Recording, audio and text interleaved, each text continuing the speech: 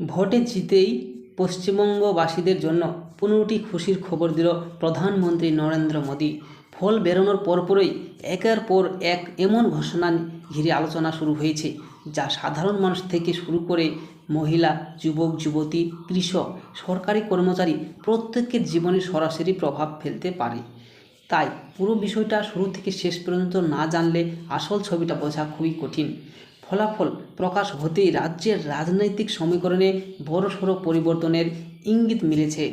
ভোটের হিসাব অনুযায়ী একদল স্পষ্ট সংখ্যাগরিষ্ঠতার দিকে এগিয়ে গিয়ে সরকার গঠন করেছে, আর সেই সঙ্গেই সামনে এসেছে একগুচ্ছ প্রতিশ্রুতি ও পরিকল্পনা, যেগুলো নিয়ে এখন জোর চর্চা চলছে। সবচেয়ে বেশি আলোচনা এসেছে সরকারি আর্থিক সাহায্যের বিষয়টি।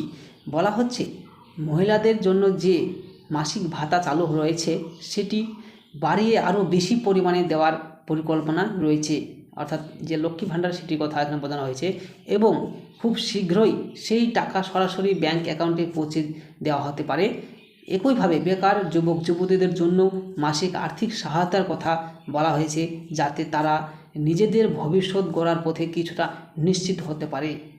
গ্রামের মানুষদের কথা মাথায় রেখে কৃষকদের জন্য বড় পরিবর্তনের ইঙ্গিত দেওয়া হয়েছে। বার্ষিক আর্থিক সহায়তার পরিমাণ বাড়ানোর পাশাপাশি ধানের ন্যায্য দাম নিশ্চিত করার মতো বিষয়গুলো সামনে এসেছে, যা চাষিদের আয়ের ক্ষেত্রে গুরুত্বপূর্ণ ভূমিকা নিতে পারে।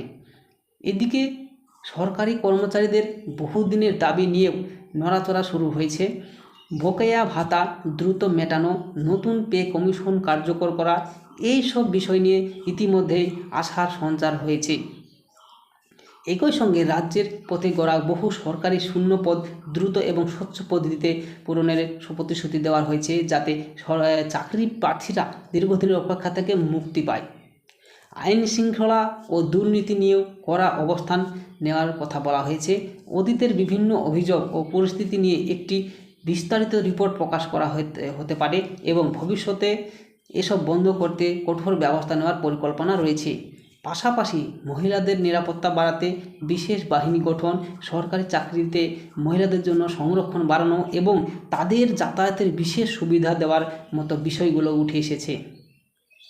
স্বাস্থ্য খাতেও বড় পরিবর্তনের ইঙ্গিত মিলেছে। এমন একটি স্বাস্থ্য বিমা প্রকল্প চালুর কথা বলা হচ্ছে, যার মাধ্যমে সাধারণ মানুষ বছরের বড় অঙ্কের চিকিৎসা সুবিধা পেতে পারে। পাশাপাশি নতুন হাসপাতাল, প্রযুক্তি প্রতিষ্ঠান এবং উচ্চশিক্ষার কেন্দ্র গড়ে তোলার পরিকল্পনাও সামনে এসেছে, যা ভবিষ্যতে উন্নয়নের নতুন দিশা দিতে পারে।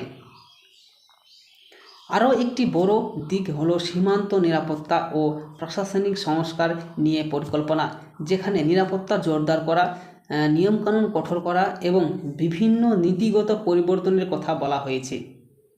এছাড়া সব মিলিয়ে বোঝা যাচ্ছে, একদিকে সরকারি আর্থিক সাহায্য, অন্যদিকে চাকরি, স্বাস্থ্য, নিরাপত্তা সব ক্ষেত্রে বড়সড় পরিবর্তনের রূপরেখা তুলে ধরা হয়েছে। এখন পুরো রাজ্য অপেক্ষা করছে সেই ঘোষণাগুলো কত দ্রুত বাস্তবে তা রূপ দেয় এবং সাধারণ মানুষের জীবনে কতটা প্রভাব ফেলতে পারে।